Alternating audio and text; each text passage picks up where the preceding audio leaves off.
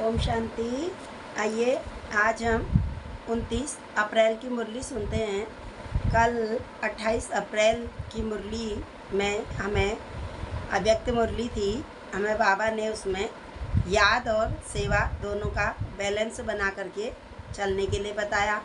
भगवान ने कहा यह ब्राह्मण जीवन ही तुम्हारा याद, परमात्मा की याद और सेवा। बाबा ने कहा 4 घंटा 6 घंटा से सेवा करने वाले नहीं हो, बल्कि हर सेकंड, हर श्वास ही हर आत्मा के लिए शुभ भावना और शुभकामना।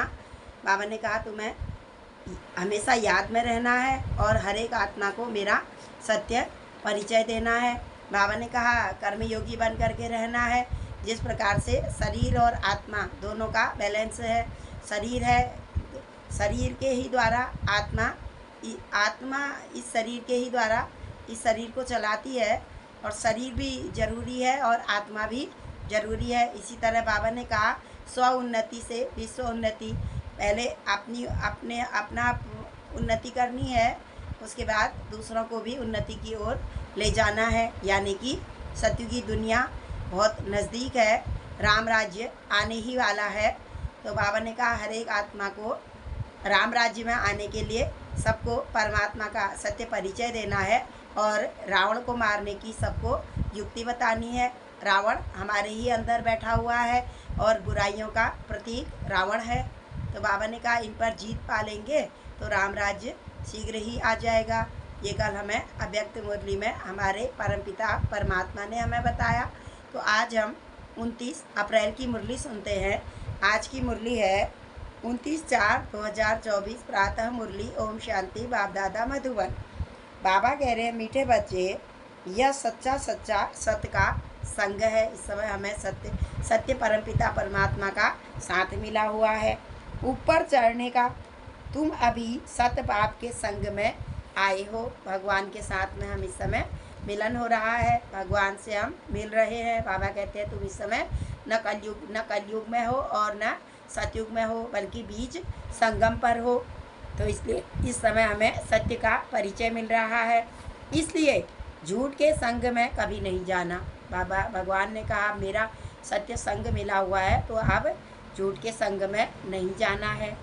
प्रश्न है तुम बच्चों की बुद्धि किस आधार पर सदा बेहद में टिक सकती है? उत्तर है बुद्धि में स्वदर्शन चक्र फिरता रहे। जो कुछ ड्रामा में चल रहा है यह सब नूत है। ड्रामा एक्यूरेट बना हुआ है, सेकंड का भी फर्क नहीं पड़ सकता। वर्ल्ड की हिस्ट्री ज्योग्राफी रिपीट होनी है। यह बात बुद्धि में अच्छी तरह आ जाए तो बेहद में टिक सकते हो। यानी कि परमपिता परमात्मा को हम तब हद से अपनी बुद्धि को हटाएंगे तो बेहद में टिक सकते हो। बेहद में टिकने के लिए ध्यान में रहे कि आप विनाश होना है, हमें वापस घर जाना है। पावन बन करके ही हम घर जाएंगे। परम धाम, शांति धाम, निर्वाण धाम हम आत्माओं का घर है, जहाँ हमारे परमपिता परमात्मा रहते हैं। तो वहाँ जाने के लिए हमें पावन बनना है, पतित से पावन बनना है। और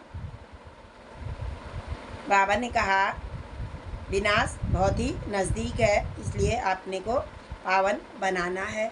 धारण करने के लिए मुरली से, पूरे मुरली से सार है। पहला पॉइंट है इस दुखधाम का बुद्धि से संन्यास कर शांति धाम और सुख धाम स्मृति में रखना है। शांति धाम यानी परम धाम, पार ब्रह्म परमेश्वर, जहाँ हमारे परमपिता परमात्मा रहते हैं, और सुख धाम हमें सतयुगी दुनिया में, जहाँ सुख ही सुख है, सत्यवादी युग है वह। तो बाबा ने कहा उसको आप याद करो। भारत की व अपनी सच्ची सेवा करनी है। सबको रूहानी नॉलेज सुनानी है। सबको अपना सबसे पहले परमात्मा से पहले हमें अपना परिचय जानना है कि आखिर मैं कौन हूँ, कहाँ से आई हूँ और कहाँ जाने वाली हूँ। तो बाबा ने कहा ये नॉलेज सबको सुनानी है। दूसरा है अपना सतयुगी जन्म सिद्ध अधिकार लेने के लिए एक बात से पूरा निश्चय रखना है। बाबा कहते हैं सतयुगी दुनिया में आने के लिए तुम्हारा जन्म सिद्ध अधिकार है। परमात्मा ने हमें अपना बच्चा बना लिया, तो बच्चे का तो अधिकार पिता की प्रॉपर्टी में तो होता ही है। तो बाबा ने कहा जितना चाहो उतना इस समय ले सकते हो, अपना 21 जन्मों का बहुत अच्छा भाग्य अपना बना सकते हो। तो बाबा ने कहा इसके लिए एक बात पर पूरा निश्चय रखना है, परमात्मा पर सत्य निश्चय रखना है, अंदर में अजप्पा जाप करते ही रहना है, अंदर से व्यर्थ को समाप्त करना है। तो अंदर व्यर्थ कूड़ा भरा हुआ है जो, उसे पहले समाप्त करेंगे तो तभी फिर समर्थ अंदर आता ही जाएगा। आज का फिर पढ़ाई में पढ़ाई रोज़ पढ़नी है। परमात्मा हमें जो है सत्य मुरली सुनाते हैं गीता का सार, उसे हमें रोज़ पढ़ना है। आज का मधुर वरदान है सर्व संबंधों की अनुभूति के साथ प्राप्तियों की खुशी का अनुभव करने वाले तृप्त आत्मा भव। जो अच्छे आशिक हैं वह हर परिस्थिति में, हर कर्म में सदा प्राप्ति की खुशी में रहते हैं। कई बच्चे अनुभूति करते हैं कि हाँ वह मेरा बाप है, साजन है, बच्चा है, लेकिन प्राप्तियाँ जितनी चाहते हैं उतनी नहीं होती। तो अनुभूति के साथ सर्व संबंधों द्वारा प्राप्ति की महसूसता हो, ऐसे प्राप्ति और अनुभूति करने वाले सदा तृप्त रहते हैं।